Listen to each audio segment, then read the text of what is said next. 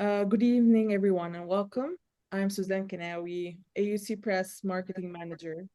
And on behalf of AUC Press, I'm delighted to welcome you to tonight's virtual book discussion, celebrating the release of Edward Said, The Politics of an Oppositional Intellectual, by Nubar Hovsepian, published by AUC Press this June. Edward Said was one of the most influential intellectuals of the 20th century.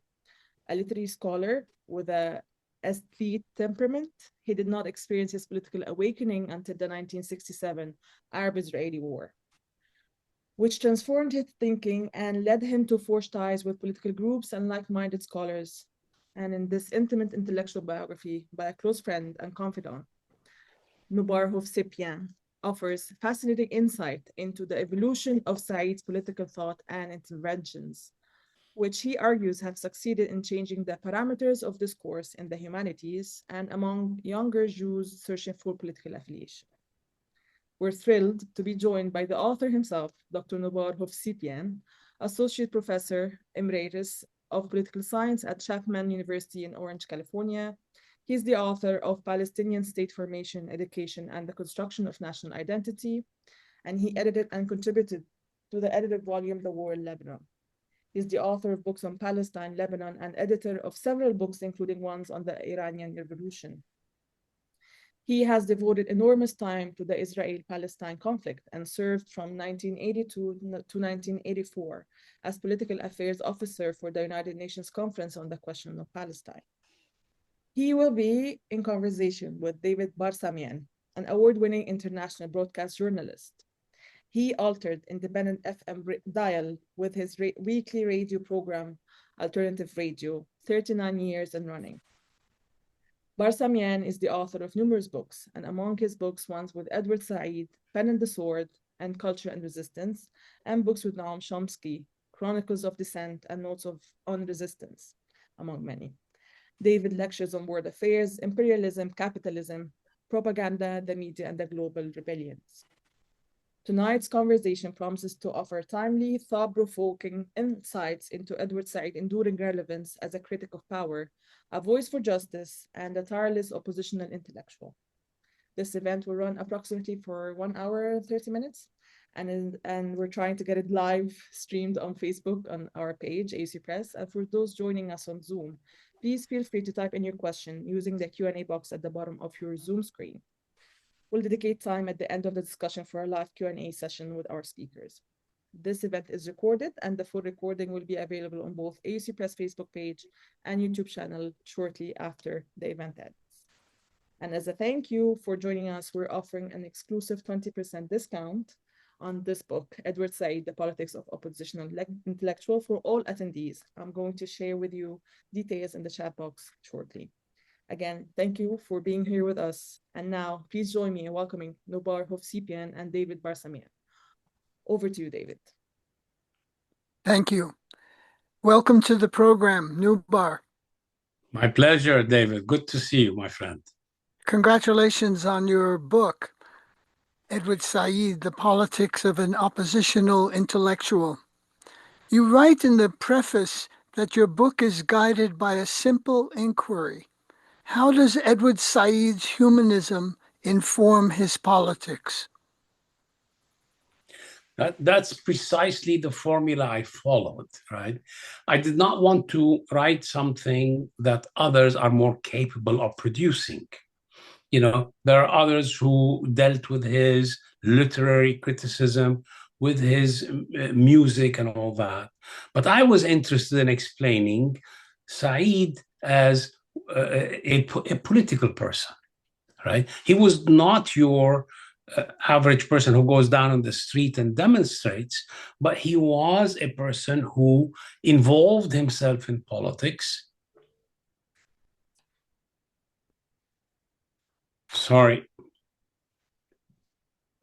He was involved in politics, and I wanted to see, is that a connection between his Orientalism, culture and imperialism, etc., his literary articles in Raritan, etc., and his politics. And I felt that the humanism which he describes in his book, Democratic Humanism, is what guides his understanding of not only Palestine, but what to do about Palestine. You say Edward always insisted on the virtues of democratic humanism. What is that exactly? Well, for Edward, number one, he very much hated being pigeonholed. He did, he was criticized by people for not being a Marxist or not being a good Marxist or a bad Marxist, etc. Or he didn't fit any mold. His mold was a democratic humanism that insists on the ability to see the other and to recognize that this form of humanism brings together a shared space to be able to create a better future. Right? So his democratic humanism has a theoretical, obviously, philosophical underpinnings, but also a practical one. Right? Because his democratic humanism insists on the politics of inclusion and not exclusion. Inclusion without domination. That's a key theme there. Precisely, yeah. And that's precisely the critique he marshals of in his book on the question of Palestine, in his second chapter, precisely on Zionism from the standpoint of its victims. Okay, that's precise. He says, "You exclude me. The point is to be included, all of us, right? We don't want to eliminate anybody, but we insist on being included because otherwise there is no solution." You say that his literary career and politics feed into each other. Talk about that. Well, look, when you look at his early work, right? I mean, his early work was on the world, dealing with beginnings, right? That's the title of his book. It's a brilliant book, but it doesn't show his politics as in a more pronounced fashion. But it's there. He's affected by Palestine from day one. It is muted in the early days, becomes more pronounced because he's living in America with the 67 war. All right. So in that sense, his humanism, his understanding that guides his work through Orientalism, culture, the world, the text, and the critic, these are just some of the titles, help him understand that what is needed here is to look at the people, the rights of people, right? He's looking at people, the oppressed, those who are subjugated to colonial domination and who need to be freed, right? All of this, his humanism incorporates many things, including ideas coming from Fanon and from Cabral, and then his most immediate mentor being, I think, Iqbal Ahmad. The role of an oppositional intellectual, or the responsibility of intellectuals, to use the Chomsky term. Here he's influenced by Gramsci. They should not be intellectuals, experts in legitimation, and resist the lures of power. They should speak the truth, expose lies, hypocrisy, and deceptions. It's quite a menu there of the responsibility of intellectuals. It is. Now, look, Edward's view of the intellectual is kind of two levels. One, he articulates that view in his essays that were literally written for a radio broadcast, for the lectures in London, right? His essays on the intellectuals. They're useful, but I find something else. The notion of oppositional intellectual is something that both he and Chomsky share. That is, the oppositional intellectual is guided by, and actually is required to address people, not power, to enable people to resist power, to arm people with ideas and understandings to be able to engage in creative forms of resistance. To me, that's the oppositional intellectual. Now, remember, David, in my book, I juxtapose that with the embedded intellectual, or the servants of power, and those who sit on the fence. Right now, those who serve power, they could come in all shapes, colors, and forms. The ones I identify who serve power very well: Bernard Lewis, Sam Huntington, and of course Fuad Ajami and Kanaan Makiya, and former lefties like Christopher Hitchens, who joins the fray and becomes a neocon towards the end of his life. That's one form of intellectual who serves the interests of power. Another, Walzer, which I find the most problematic, at least the others are clear where they stand. Walzer theorizes that Camus, sitting on the fence in Algeria, is his model. Now, years later, Camus' Arabs, who are not part of his story in The Stranger, right, are written about by an Algerian writer who reimagines that and brings the Arab voice to the ground. So, in other words, the muting the other is, in my ways, a conscious and deliberate act of obfuscation. Right, which the Walzers of the world engage in. So together, these intellectuals serve power, or kind of justify it or rationalize it. The oppositional intellectual is one who resists the lures of power, who insists that speaking the truth is addressed to people so that they can oppose those in power.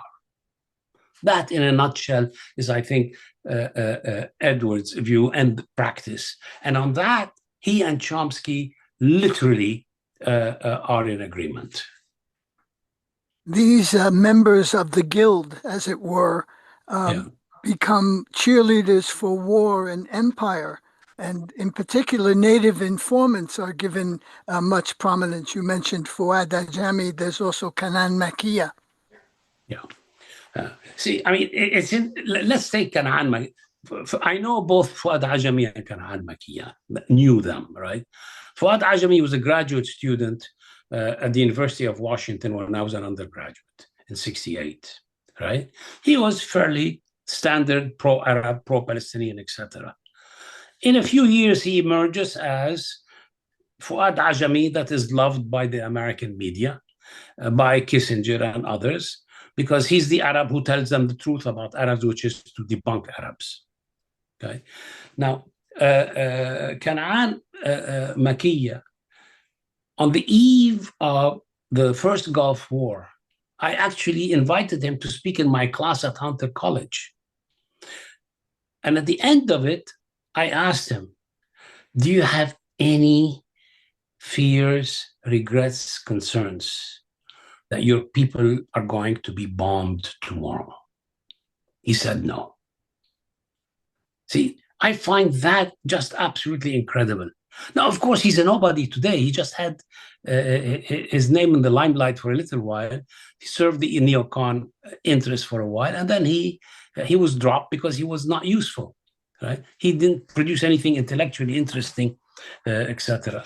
Neither did Fuad Ajami. Fuad Ajami wrote beautifully, but he was always the interpretive essayist and not a scholar of research. So these are the native intellectuals are useful to carry out the interests of the occupying powers, the interests of imperialist powers, and with a native face. And that's what Edward discusses in Culture and Imperialism. But I think more importantly, he he sees these characters as people who need to be resisted because of what they obfuscate, what they eliminate, which is voice of the oppressed. Where else does Edward get his intellectual nourishment? You mentioned Chomsky, of course, Gramsci, Iqbal Ahmed, Ibrahim Abu-Lughod. They were the last two, Iqbal and Ibrahim, were very close to Edward, and he dedicates Culture and Imperialism to Iqbal and Orientalism to Ibrahim and Janet Abu-Lughod. Yeah. Look, I mean, Edward obviously has many influences. Some I just mentioned, but we really won't go through them. He, of course, deals with Foucault, and in his work, he says, well, ultimately, he differs with Foucault over the issue of the notion of resistance. Right? Foucault sees systems as overbearing, whereas Said looks for ways to resist dominating systems. He didn't have much use for some of the postmodernists, and he disassociated himself from the postmodernists who viewed him as their star. Right? So let's keep that aside. I make an argument that Edward's view of the intellectual is one that is based on activism. And precisely because of that, I say his book on intellectuals is a useful essay meant to be broadcast on the BBC. But if you really want to understand his view of the responsibility of the intellectuals, you see his association with Noam Chomsky as central. And when you look at the correspondence between them, it is a massive correspondence between them. They agree, disagree, but they just hold each other in high esteem. And I surmise that the way to see his view of the intellectual is to look at his fallen brothers. Iqbal Ahmed, 2 years later, Ibrahim Abu-Lughod, and then 2 years later, Edwards joins them, right? So in 6 years span, we lose three important figures. Now, Iqbal was a key figure. Edward was introduced to him through Ibrahim. Iqbal was a student of third world politics, of liberation movements, right? He was big in the US, right? During the anti-war movement. He was part of the Chicago, of the Harrisburg 7 case. The government brought a suit against them, charging them with conspiracy to kidnap Kissinger, right? And of course, they won the case because they had great lawyers and great support nationally. Iqbal introduced Edward to ideas about liberation movements. In many ways, he tutored him to some things. Of course, Edward knows a lot. It's not that he doesn't. But Iqbal kind of kept insisting about certain things. The first and foremost, Iqbal resisted the idea that of worshipping of guns. He just found that to be absolutely short-sighted and irresponsible. Right? Somebody like Cabral, really the theoretician of the African revolution against Portuguese domination from Guinea-Bissau, he said, look, we will use violence, but ultimately we have to learn how to divide the forces of the enemy to win them over in order to win. In other words, Iqbal insisted on the need for militant struggle. And militant struggle does not necessarily mean armed struggle. It does not exclude it, but it can't be reduced to armed struggle. So Iqbal preferred nonviolent means. Edward saw that as valuable, all right? And he then invited Iqbal to join him a couple of times to address his interesting ideas to the leaderships, both in Beirut and then later in Tunis. Iqbal's words fell on deaf ears with the leadership. But he left us with an important legacy, and that book produced by Columbia University Press of his writings are a gem that needs to be looked at. So Iqbal was crucial in his understanding.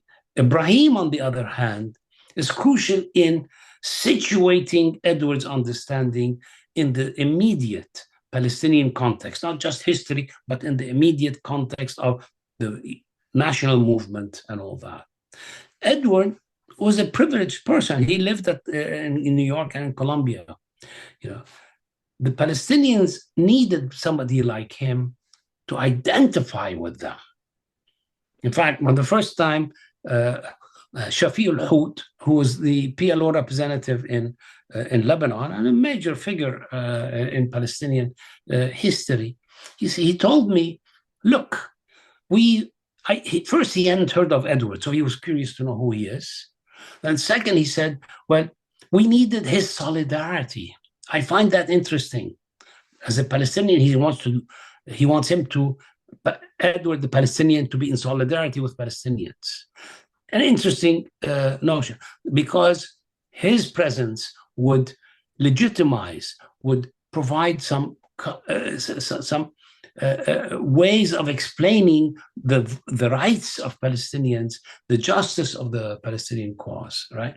So these two figures are crucial, Iqbal Ahmad and Ibrahim Abu Lawad, in informing Edward's understanding of political in the quotidian sense.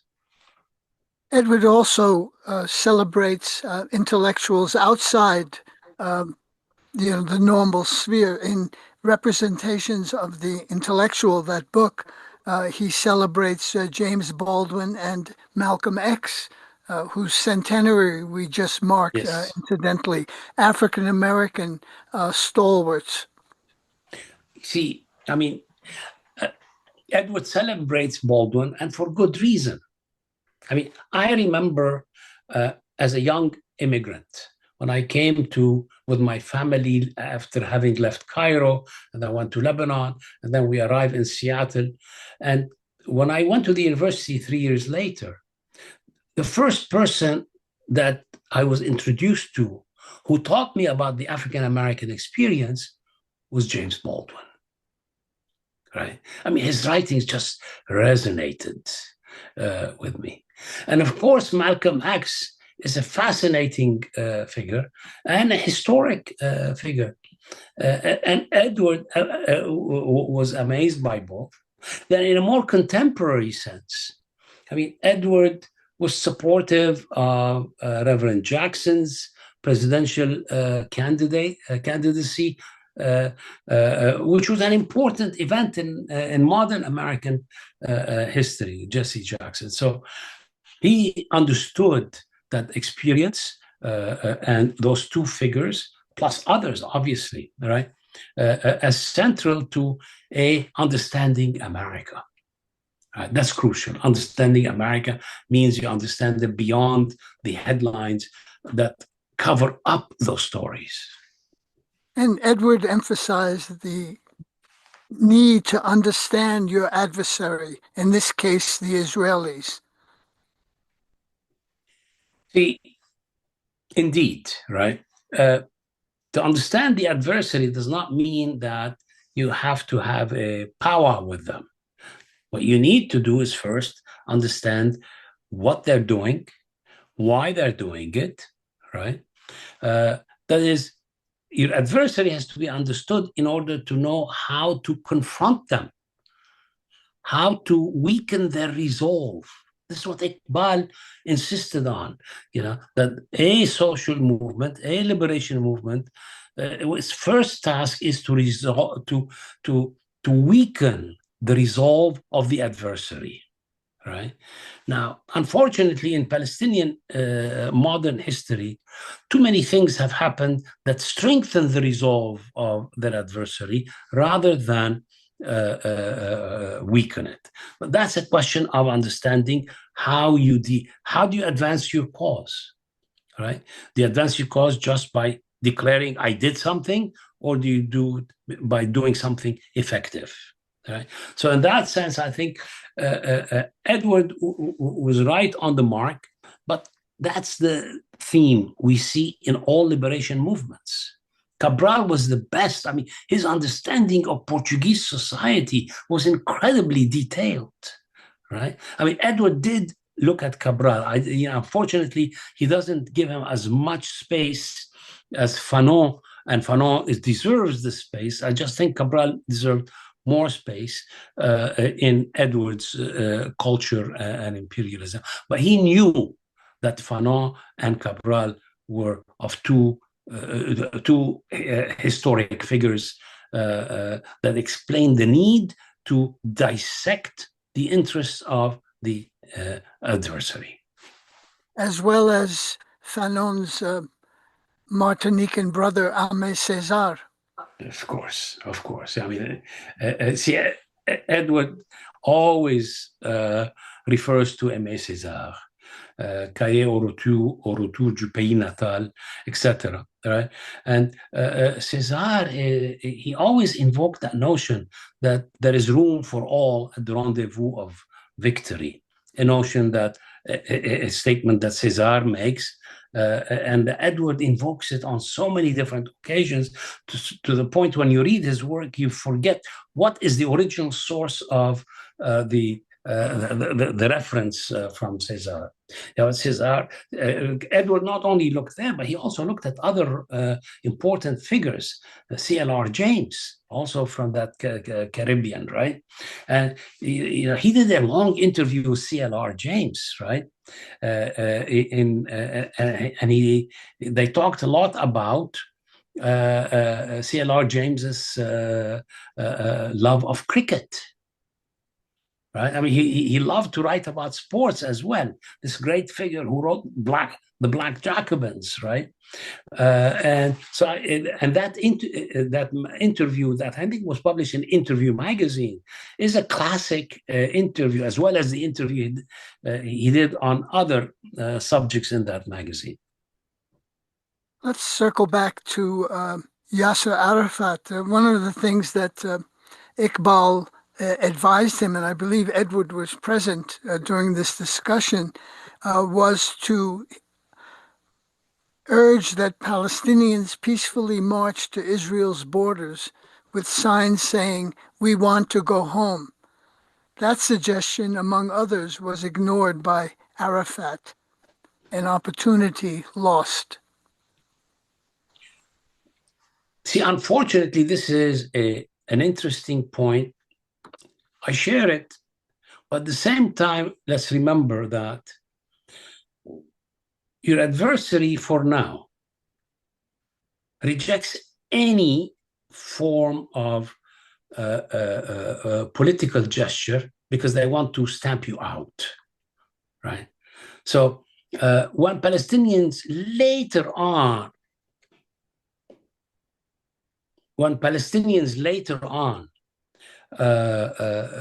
decided to have a march to the border in Gaza with Israel, it didn't last long, but it was an interesting gesture. It was useful.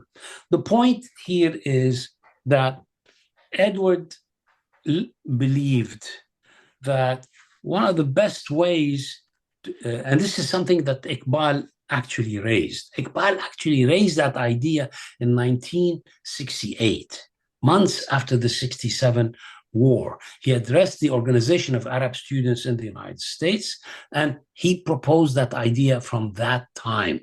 So it's an early on idea. And what he did was to say that ultimately our struggle is a political struggle. Right? That it must involve understanding the adversary and looking at what are the means and methods that weaken their resolve rather than strengthen their resolve. So in some ways, There are some, I know, in Palestine during the beginnings of the second Intifada. Some people called it Intifadat al-Jidar, the Intifada that brought us the wall, right? And the question becomes, what was its purpose? It expresses the anger of the conquered over the conqueror. It expresses the resistance of the occupied to the occupier. But the question that still remains, and that Edward would ask, what is it?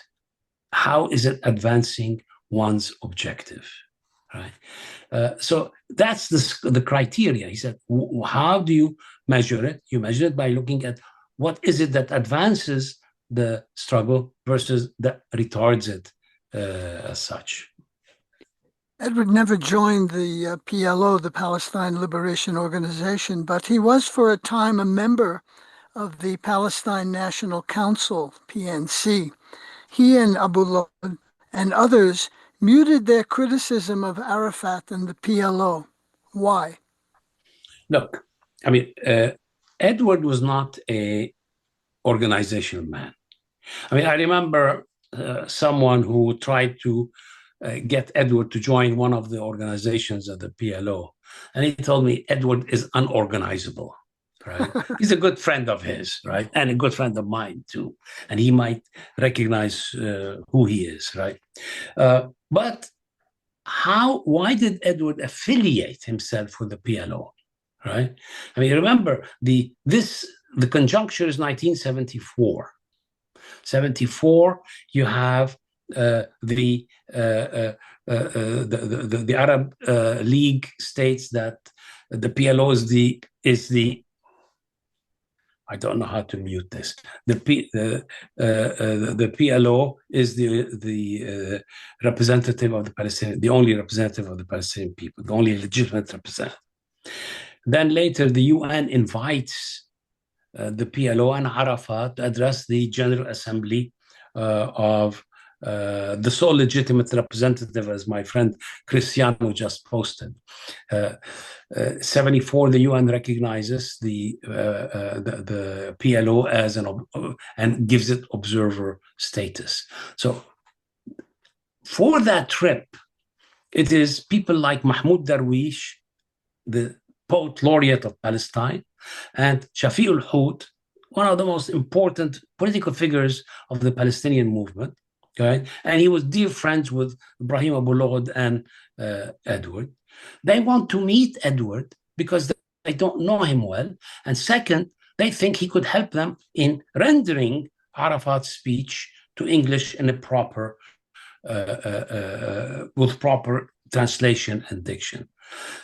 That is how Edward is pulled into the process. And he obviously then forms relationships that last for a lifetime. Mahmoud Darwish writes a poem about him later, about Edward Said is in the heart of Palestine, right? So I think, so Edward's role here is to identify publicly, that is, Edward has a couple of notions, if I may backtrack: filiation and affiliation. He affiliates, that is, he makes a choice. Filiation is a tribal connection, right? You're an Armenian, I'm an Armenian, so we're part of the Armenian tribe, right? Or we can be the non-Armenian Armenians, the non-Jewish Jews, right? As you and I seem to find. Edward was of similar notion. He hated nationalism, but he supported nationalism. He's the non-national national, right? In that sense. So he chooses to affiliate as a way of expressing and supporting Palestinian cause in the fields in which he excels, which is the university, the media, and the public, right? And that becomes an important figure because they needed him to affiliate. And he chose to affiliate at a risk. He was vilified. And of course, the number of people who vilified him and organizations are too too long to list, because Palestine was seen as you just don't affiliate with Palestine and Palestinians. Okay. So you mentioned Mahmoud Darwish, the national poet of Palestine. In Edward's book, After the Last Sky, he quotes the couplet by Darwish, "Where should we go after the last frontiers? Where should the birds fly after the last sky?" Yeah, it's interesting you bring that up, right? This is probably the least reviewed book by Edward. Right? After the Last Sky. Yeah, After the Last Sky, and the person who makes such a strong claim that it is not reviewed sufficiently is a former student of his who I think he stood at UCLA, I'm not sure, Amir Mufti, right? And he writes a wonderful essay on this subject. Edward's After the Last Sky is a meditation. It's a meditation that it's a book with two essays. One, photographs, right? Jean Moore, right? I remember first attending the dinner with Jean Moore and Edward and Shafi al-Hout in Geneva, sitting on the lake of Geneva, a beautiful restaurant, in which Shafi al-Hout brings up the idea, why don't you guys team up together to do a book? And I suggested, well, maybe it's like After the Seventh Man that Jean Moore and John Berger produced on migrant workers in Germany, right? They proceed to do that. These two essays complement each other, but Edward's words are, how should I put it, pensive. He's forlorn. He's not giving in, but it's a sad book, I think, because the reality is sad, but it's also a way of depicting a people who still insist on clinging to their land, to their nationality, their existence, their home, in their homeland. So in that sense, it's a wonderful book. I wish it was reviewed more. I think it was incredible. You quote him saying in After the Last Sky, "Continuity for them," the Israelis, the dominant population, discontinuity for us, the dispossessed and dispersed. That's a direct quote. Yeah, discontinuity is precisely the Palestinian story. The ruptures, continuous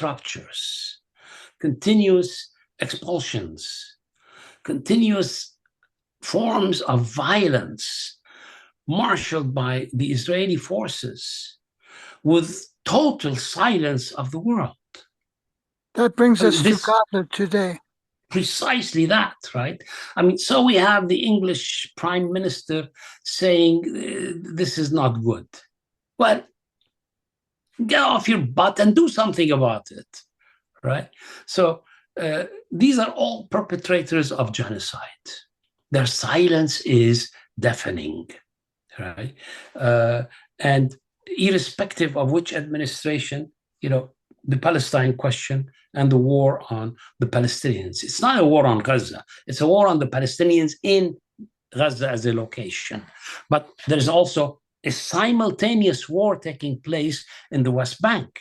At least 50,000 Palestinians have already been displaced in the West Bank during the war on Gaza, right? And more settlements. Area C, which is under Israeli control based on the Oslo configurations, is being settled to the point where the settlements have just become incredibly widespread. And they have eliminated the possibility of seeking a two-state solution, which the international community still clings to, but they don't tell you what part of Palestine is available for the second state. None of it is available right now because the Israelis, with this criminal government of Netanyahu and all those ministers, right? Unfortunately, you have a bunch of fascists running the state of Israel, and American media does not call them out for their fascism, right? So I think what is taking place in Gaza today is the extreme expression of what Edward mentions in the quote you just brought about, exclusions. It's literally now a genocidal war of ethnic cleansing, right? And we see that every day. And that genocidal war is aided and abetted by the United States of America.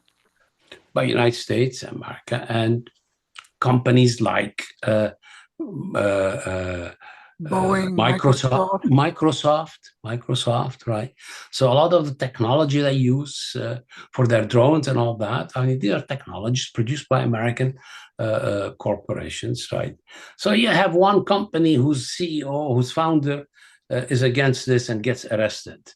You know, in Ben and Jerry stuff, but the rest have no moral compunctions. The sheer scale and level of destruction of what's going on in Gaza, and also I should mention the annexation of East Jerusalem, and as you mentioned, more and more land being confiscated in the West Bank, which has clearly been targeted for further colonization. The sheer scale of the death and destruction has created, I think, some openings, at least for some critical views to get through. Not much, but at least it's not that 100% monolith that has so characterized U.S. attitudes and European attitudes towards Arabs, Islam, and the Palestinians. See, I think we have a major divide between officialdom and what's happening in American society or European society, right? I mean, you see massive demonstrations throughout the world, whether it's in London or Rome. Now, unfortunately, none of the massive demonstrations have happened in the Arab world, right? And we probably know why. I mean, too many authoritarian regimes preventing their people from expressing their views. In America, I think one of the interesting things is that a lot of people who used to consider themselves pro-Israel and Zionists have come around. They have become critical. I mean, one figure in particular whom I find very endearing and very admirable is Peter Beinart. Peter Beinert's book on Zionism over a decade ago starts the first line with, "I'm a Zionist." Peter Beinert's latest book on Jewish condition and the Gaza war is clear. You know, he sees the futility of a two-state solution. Now, if a two-state solution works, nobody will oppose it. But show me how it will work. It's not working because the Israelis are gobbling up the land. So the younger generation, and we see that in universities across the country, are improving the American discourse, right? In academia, in certain working class areas, right? Does it affect policy? Zero. Right, but that is not. Go back to the anti-war movement. The anti-war movement against Vietnam did not affect policy until later. It took a long time for then the Congress to decide, wait a minute, we have to do something. Right? So we're not there yet when it comes to Palestine. In fact, we are still in the moment where American policy bluntly supports genocide with no excuses, with no moral compunctions. You quote Omar Bartov, an Israeli historian, professor of Holocaust and Genocide Studies at Brown University, talking about, quote, "The Holocaust has given license to Israel to oppress others in the name of its victimhood.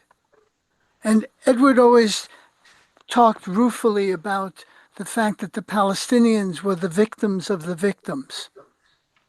See, I think that's an important observation.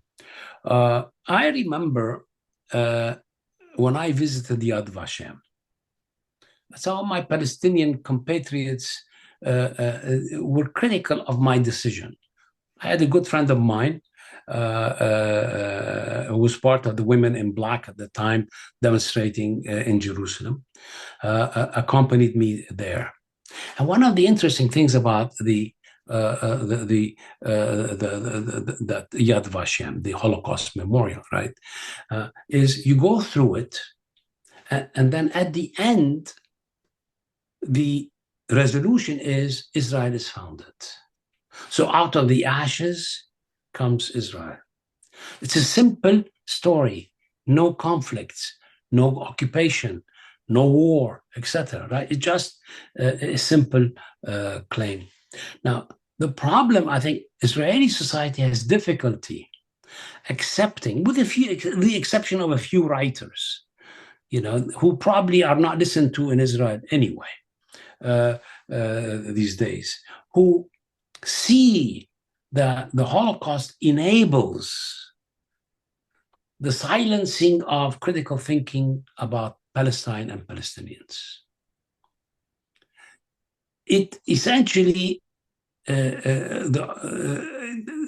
among radical right-wing Jews, the Holocaust means that they have the right to do anything to anybody as to protect themselves. That was the JDL in New York. Now that JDL has a presence in the Israeli Knesset, not formally, but through Gvir and others, right? So I think the Bartov's article, and I'm very happy I've read it, and I think it's very important. And many others, my colleague at Chapman, Shira Klein, has written a wonderful study on issues pertaining to the Holocaust and discussions around that. So it is an important question. And my point would be, and here I invoke my Armenian background, that is, we must conclude with a universal lesson, not a particular lesson. The universal is that our humanity is at stake, all of us, right? It's not just the people who are perpetrated against. We have to learn that the lesson of the Holocaust has to have universal answers, right? And unfortunately, it does not. And I think the key person who rejected universal lessons, somebody who I address and critique heavily, is Elie Wiesel. Elie Wiesel essentially never found anything about Israeli policies to be critical of, because of his role in the construction of the narrative about the Holocaust and its impact on the Jewish soul, right? And mainstream people like Rabbi Arthur Hertzberg, who was a colleague of Edwards for a while at Columbia University, wrote a major critique of how can he do that? That's not our moral tradition. That's not our Jewish tradition. Now, of course, people like Sarah Roy took him more directly, saying, you don't see Palestinians. You don't see, so he described Jerusalem as their city. He says, but you don't see Palestinians who live there? He is morally blind, right? So I think the only way we can think about genocide, Holocaust, etc., is by extracting a universal lesson. If it only is a particular lesson, humanity has no future. You spoke of Palestinian ruptures, multiple ruptures. 13 September 1993, the Oslo Accords. celebrated with great fanfare here in the United States. Edward Said was furious. He called it a Palestinian Versailles. Arafat had given away much and got almost nothing in return. Although invited to the White House ceremony, Edward refused to attend. His critique was trenchant and spot on. The Israelis took the Palestinians cleaners. Negative repercussions of Oslo for Palestinians continue to this day. There you see a complete breach with Arafat and the clique around him and Edward. See, in many ways, Edward had the soft spot for the leadership, which is normal, right? National liberation movements have a singular objective, which is to achieve the rights of their people for self-determination. Critiques of leaders are postponed, right? Edward, before Oslo, launched a critique of the leadership, and Oslo will open the door wide open, right? Now, what was his problem with Oslo, right? What's interesting, first, let's look at two individuals wrote about Oslo, Edward Said and this wonderful Israeli historian whose latest book is absolutely brilliant, Avi Shlaim. Right? Avi Shlaim praised it in the pages of I believe, the London Review, in which he said, this gives us a chance for the future. A few years later, Avi writes saying, Edward was right and I was wrong. Right? What was Edward's problem with Oslo? The Palestinian leadership had essentially given up on mass mobilization and resistance as a price for pursuing Oslo. Right? In other words, the history of the Intifada that precedes it is simply muted, relegated to the sidelines to pursue a diplomatic objective. The reality of struggle is that the mass mobilization has to be in conjunction with your diplomatic solution. What were the problems that he had and others? Look, if there was any small chance that Oslo worked, nobody would have been against it. I wrote something about it as well, and I said, I hope I'm wrong, but I don't think so. Well, history has proven us not to be wrong. What is it? Israel never admitted to be an occupying power. Now, that's an incredible omission. If they're not an occupying power, then they can easily claim that this land is theirs, that Palestinians are intruders. Well, isn't that what Netanyahu and his cohorts are doing today? They're doing it in Gaza. They're doing it in destroying several refugee camps in the West Bank. Right? So the Oslo critique was important. Now, there's one Arab ambassador to the United Nations who begged Arafat not to relocate to Palestine as a result of Oslo. And that was Clovis Maqsood. Clovis Maqsood, Lebanese, who's an ambassador of the Arab League to the UN and then to Washington. And he begged Arafat, said, do not go. Stay outside to represent the unity of your people. If you go, you'll become the mayor of Gaza, at best. He was also right on that. To Edward's misfortune, he was right. Because that misfortune means that people continued to suffer, to have their lands taken, their water supplies taken, being imprisoned. In other words, being denied their human existence, their national existence. I think the story of Oslo is clear. And we have so many people. I noticed that Ian Lustig joined this conversation. Ian's book about the lost paradigm. It's an incredibly good book that deals with these questions in a very thoughtful manner, and I appreciate his work so much. In the course of your research on the book, what did you discover that surprised you?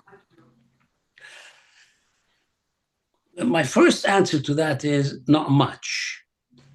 But then what surprised me probably more as I delved into some of the archives was what were the reasons behind Edward's inability to have the question of Palestine, the book, appear in an Arabic edition. All right. Now, what's fascinating, I discovered a document in the archives in which a letter is sent to him by Constantine Zre, who is the head of the IPS board, with an appended memo of about 30 items that they wanted changed. The person who wrote that, I believe, was Walid Khalidi, right? Walid is a great reader. He identified some errors. There are technical errors that any good editor would catch. But their basic problem with the book was that Edward, on many occasions, including in the book, sees that Jews have rights and have claims in Palestine, and then he provides the codicil, provided that they do not dispossess Palestinians. Now, early on, he sees inclusion, the two living together, as central to an understanding of the past, the present, and the future, right? There are so many changes that they requested of him. And finally, the letter from Zre says, it might be best for you and us that that we not publish it in Arabic, right? And the book, it's published in Hebrew, it's published in Portuguese, Spanish, German, you name it, it's published, but not in Arabic. It's a surprise and it's a scandal, right? Edward loved music. He was an accomplished pianist and for many years the music critic for The Nation magazine. His friendship with Daniel Barenboim led to the West Eastern Divan Orchestra with Palestinian and Israeli musicians. Talk about that collaboration. See, Edward met Barenboim at the Brown Hotel in London. Edward was checking in or checking out, and Barenboim was there. So they both approached each other, and he came to introduce himself. So Barenboim says, "I know you," and Barenboim introduces himself. "Oh, of course I know you," right? And from there starts a long friendship. It was not a friendship based on political agreements, right? Barenboim evolves over time, right? He doesn't articulate all the things that a Palestinian wants to hear.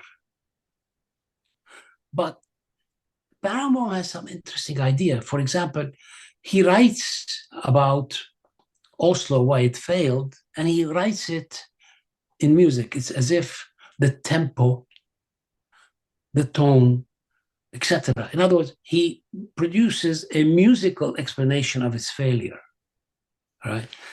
Which I thought was rather elegant, right? Now, the relationship was one that also produced an orchestra, the East-West Divan, right? And it brought together musicians from all parts of the world. And there's a wonderful film about one of the performances they had, which was in Ramallah. So, and that it's kind of narrated to some extent by multiple people, including Mustafa Barghouti, right? And it shows the depth of the program. And I use that film a lot in my teaching to say that, look, for a moment, imagine that you and the other share the same space, right? In moments of optimism, that sounds good. In moments when Israel is literally bombing the hell out of you, these are empty words, empty promises. I think the orchestra was something that was dear to Edward. He loved music. He was a good performer, a very good performer on piano. I attended his concert at Columbia University, right? But more importantly, he wanted to discover Palestinian talent. And he would get Palestinian philanthropists to support these young Palestinian to become, to develop their art and to become performers on a world scale. So till now, this association is important. At Edward's funeral, only one person brought the music.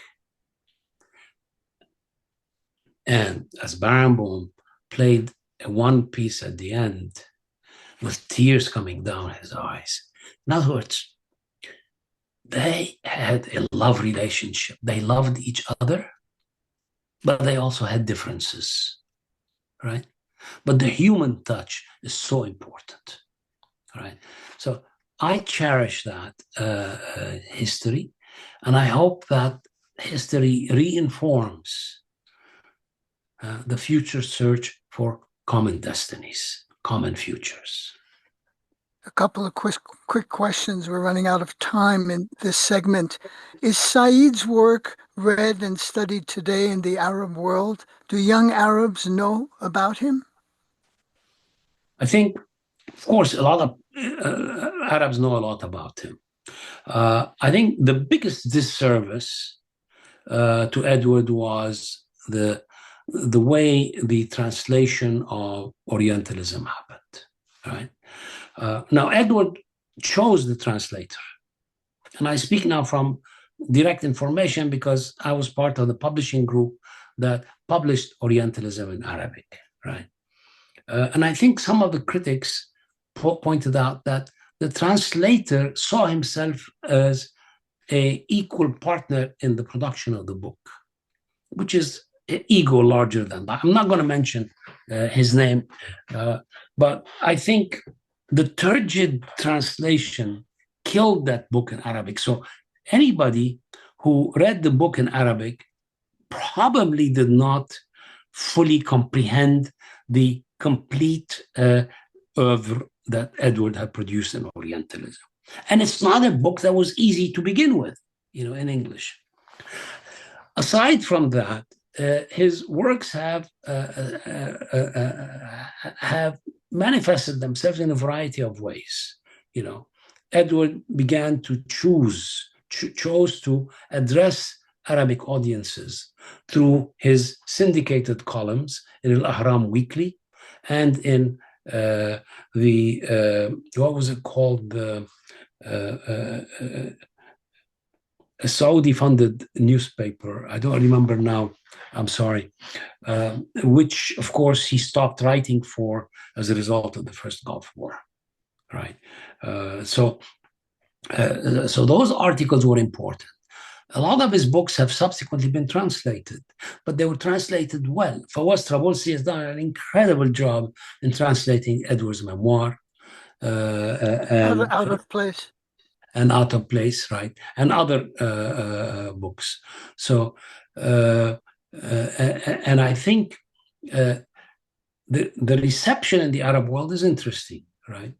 And I write about that on my chapter on Orientalism, that and this is where a lot of peculiar things happen. Some view Orientalism from the standpoint of kind of culturalist, Islamic understanding of the world, right? Some critiqued it for being too producing an equivalence between Orientalism and Occidentalism.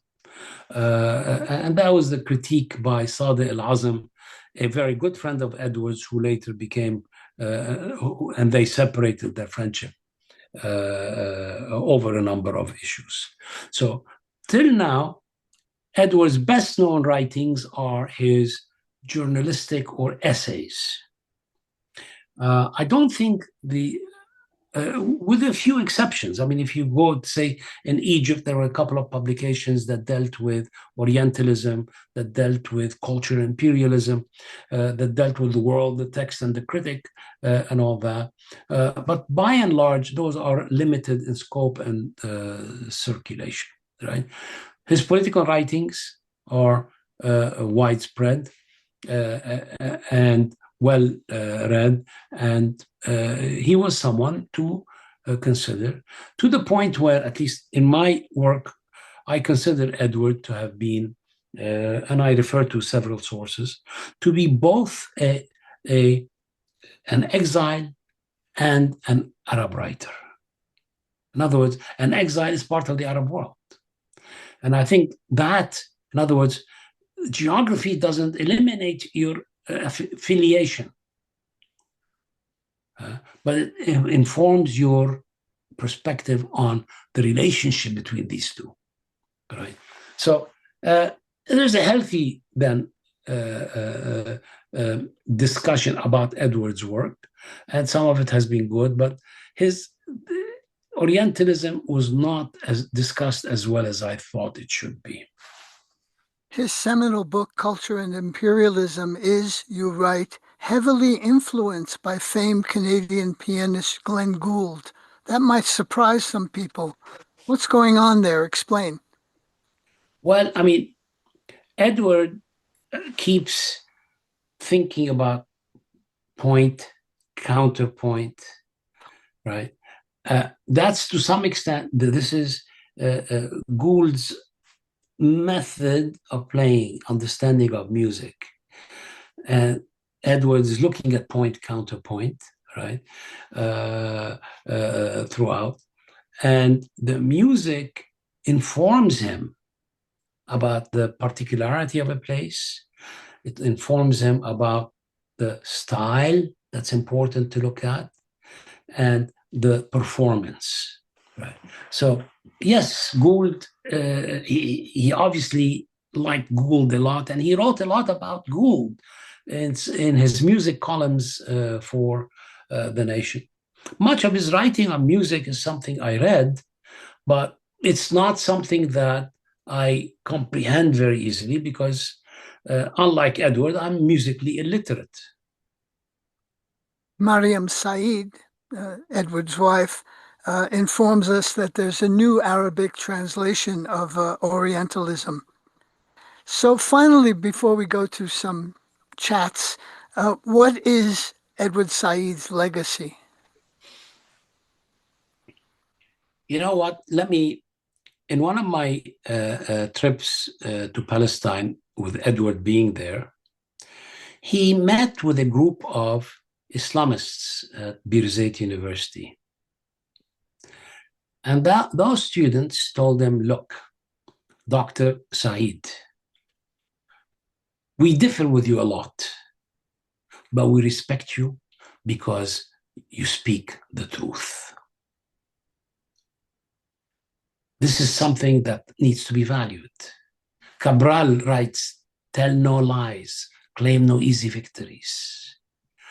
That gives Edward a certain moral standing of, despite his achievements, he doesn't hide behind his achievements. He speaks truth bluntly, to the point, and to serve the interests of his people. In that sense, I think that is his greatest forte. Thank you for your time, Nubar. My pleasure, David. Let's go now to some questions from the viewing, listening audience around the world.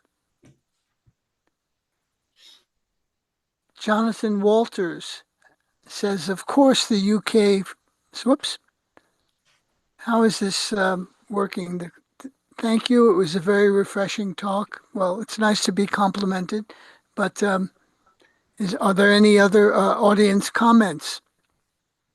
Yes, David, there are in the Q&A box next to the share button. I don't know if you can see it. I can read it out if you'd like. Yes, please. Okay. Please.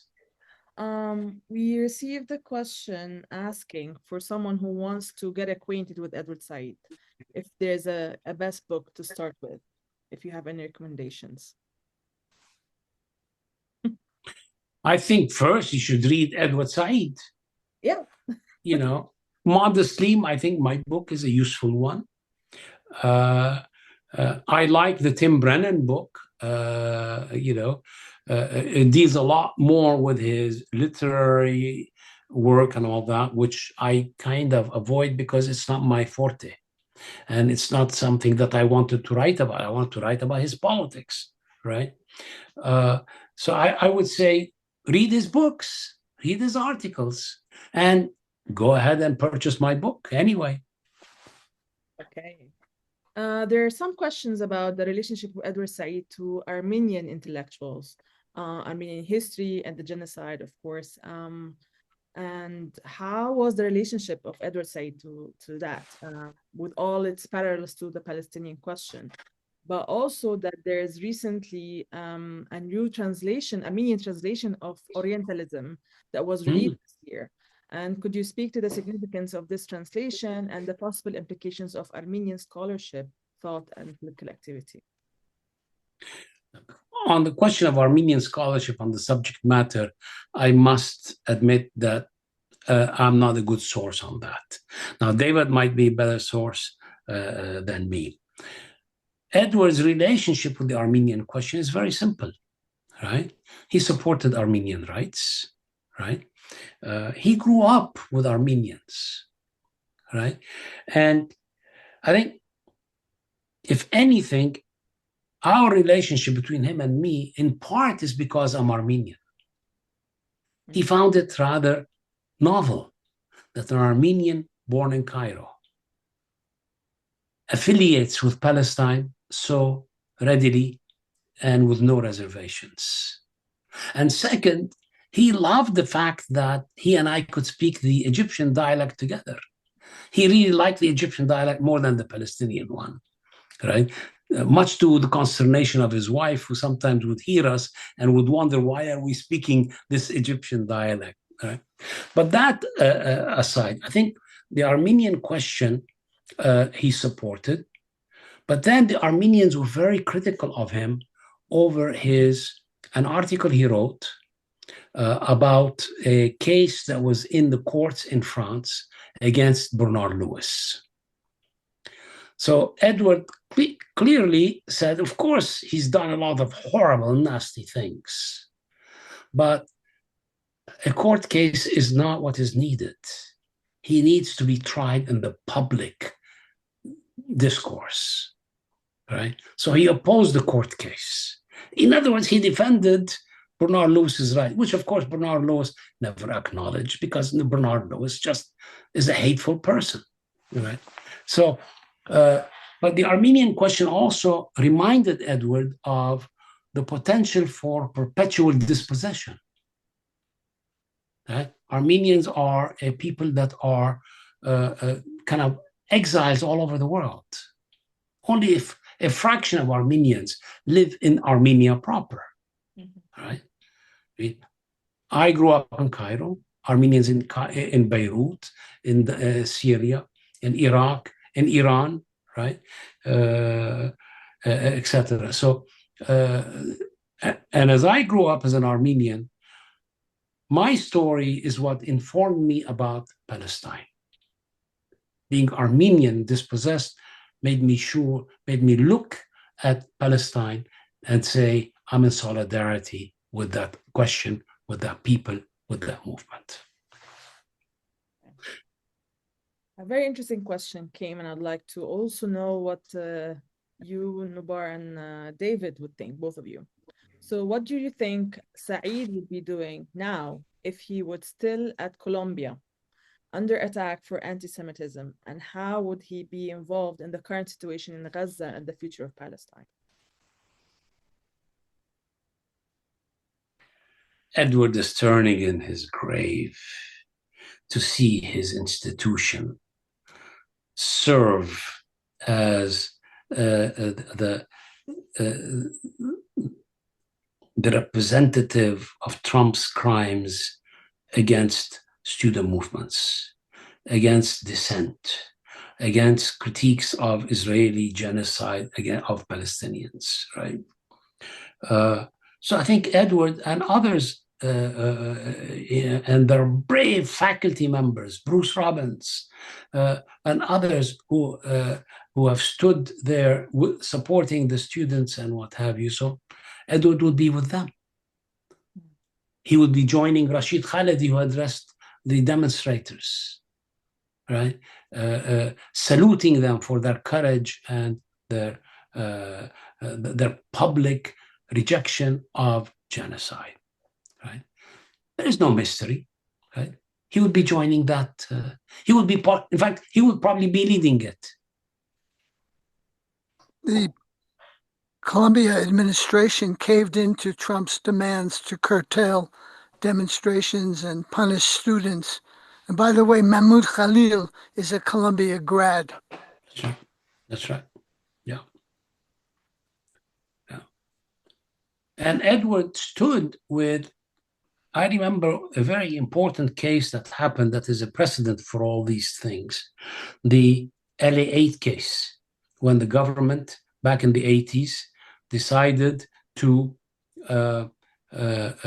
prosecute 8 Palestinians under the McCarran Act of promoting communism, right? Their case lasted in the courts for some 20 years. The only reason they won is because they had an international, the most prominent civil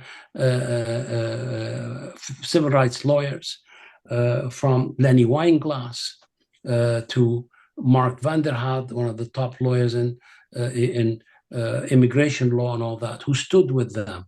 And we had an incredible support for that.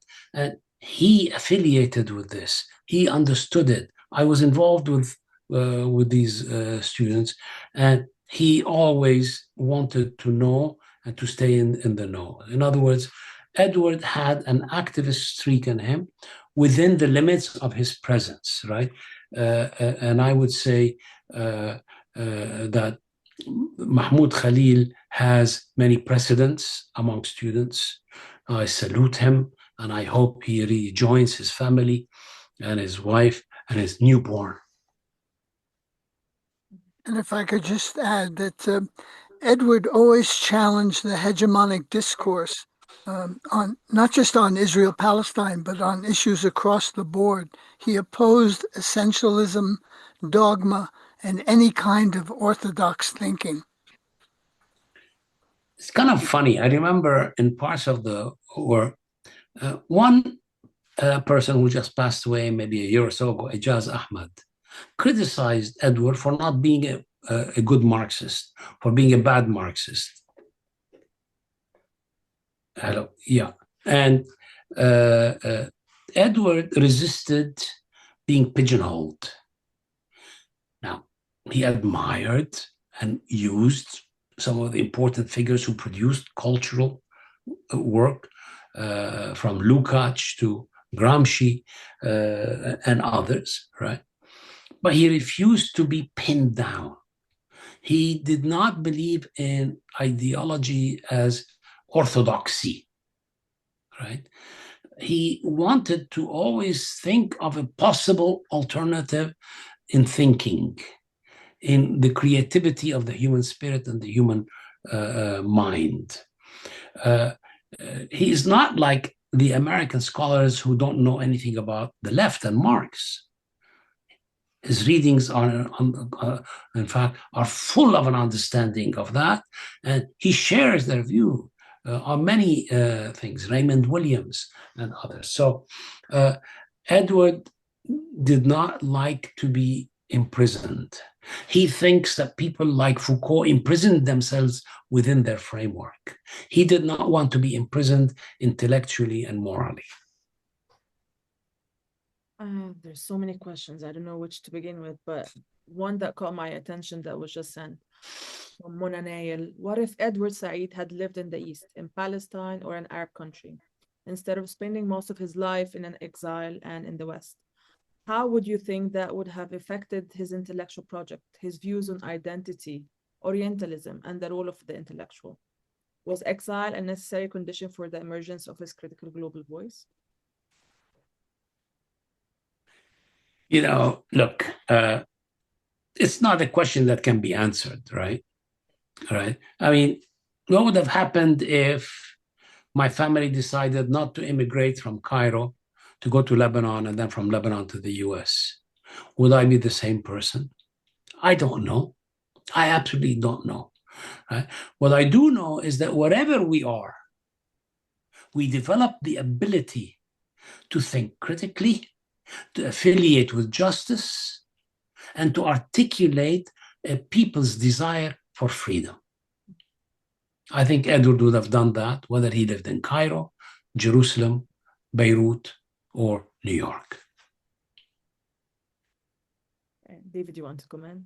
I see you're nodding. You want to add to that, David? No, amen. Okay, another question. How did Edward Said understand the relationship between the intellectual and power? Did he believe that an intellectual could remain truly independent from institutions without losing influence? I'm not sure how to answer that. Number one, nobody is independent of any institution, right? I mean, Edward was an employee of Columbia University, right? But did that employment preclude him from producing his critical oeuvre? No. No. He also was fortunate that the provost during his time was a very good man, progressive, defended Edward to the hilt, right? Because Edward was attacked. I mean, you don't, if you read my book, look at the last chapter in which I detail the types of attacks against him, which are puerile and vindictive, right? So the institution, Edward's presence in the institution, he wasn't beholden to it, right? He thought that the intellectual must resist temptations of power, must resist orthodoxy, must resist the dominant ideas of the day to come up with liberatory ideas, right? So let me leave it at that. I think that's sufficient, because I don't want to speculate too much, because speculation is not exactly a fine art. Okay, Garen is asking, could Dr. Hovsepian perhaps give examples of any influences on Said which we might not expect? See, in my book, I claim that the two most important influences in informing his view of the oppositional intellectual are not to be found in his book on intellectuals. They're to be found in the two obituaries he writes about his two departed friends. First, Iqbal Ahmad, and then Ibrahim Abulod. Both of these obituaries were published both in the in Al-Ahram Weekly, but also in the London Review for I think one of them. So that's where one needs to look. That is, I went beyond the detail. The book was either celebrated or dismissed. I mean, clearly somebody like Walter dismissed it, but Edward Said and Walter just did not like each other, right? And I think Walter is morally bankrupt anyway on all of these things. So Edward understood the intellectual from the standpoint of engagement, oppositional thinking, rather than an intellectual in the Ivy League in which he was employed. Let's leave it at that. So many questions, but we're running a little bit out of time. So maybe one or two last questions. A question from Cynthia. She's asking, where will there be a chance for Palestine to continue to exist after the policy of annihilation and demolition now being followed by Israel on its road to conquest? Can there be a parallel to Vietnam protests in this situation? And Vietnam protests were not suppressed as the pro-Palestinian protests are being now. Nubar, before you answer that, talk about Sumud and its importance to this particular issue. Yeah. Look, I mean, Palestinians have exercised sumud, which is steadfastness, right? And despite the adversity, they cling to their not only land, but their identity and their demand for self-determination, right? Now, I don't want to speculate on the future. I mean, Edwards' view was that there is no solution without being interconnected, right? Jews and Palestinians are interconnected, intertwined. There is no solution in separation. So he was against separation, whether it was in Ireland or in Pakistan. Except separation is not a good formula. In fact, it's a perfect colonial formula that didn't work well in South Asia and in Ireland, right? So, and in that sense, all what I can say about this is, as long as Palestinians and the people in solidarity with them remain steadfast, the future can be bright. It looks bleak right now because we just see too many people dying, too many people killed, not dying. They were being killed by Israeli ferocity and genocidal war, you know. But despite that, there's still that spirit. We want to live in peace and in freedom, right? That's all I can say about that. I don't want to speculate more than that.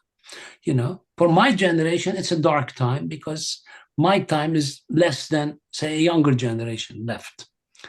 So I hope in your time as a young generation, there is more hope than I see today. I'm into that. I think that's the best way to end this virtual talk. I mean, we want peace. We want people to live normally like anyone deserves to. I just want to say a few final words and thank everyone who joined us today. I'm personally honored to have hosted this talk about a larger than life human and intellectual, Edward Said. And again, I want to remind everyone that the book, Edward Said, The Politics of an Oppositional Intellectual by Nubar Hovsepian, who is here, is available for ordering worldwide through major bookstores and online book retailers. And don't forget, you can get 20% discount for a limited period of time if you use the links that I've shared in the chat box. The recording of the talk will be available shortly on our Facebook page and AUC Press YouTube channel. And finally, Dr. Hovsepian and David Barsamian, thank you so much for your insightful discussion. And if you'd like to say some final words before we end our event. Well, thank you, Sue and Suzanne, and for AUC Press for publishing this wonderful book and for hosting this discussion, which I hope to broadcast on alternative radio very soon. And I want to thank David. You know, we've known each other for quite a long time. We've grown old since we've first met, but we're still young in spirit. And I do thank everybody I've dealt with at AUC Press in Cairo, in New York. You're just absolutely incredible, and you made my life easier, especially given the fact that my book was delayed because of health reasons by 3 years. But somehow I managed to finish it after overcoming major surgery. So thank you all. I appreciate it. And all what I can do is just keep Edward's memory alive and to teach younger generation who and what he was. Yes, thank you so much, Dr. Hovsepian and David. And I really enjoyed today's talk. I'm sure others did too. And again, the book is available if you want to read it, if you want to know more. And I've seen so many people asking questions, wanting to connect with you, Dr. Hovsepian.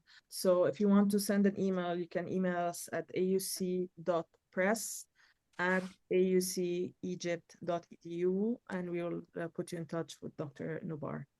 Thank you again, everyone, and hope to see you soon in our future virtual book talks. Have a wonderful rest of the day. Thank you. Bye-bye. Bye-bye, everyone. Thank you. Thank you, David. Thank you, everybody. Thank you.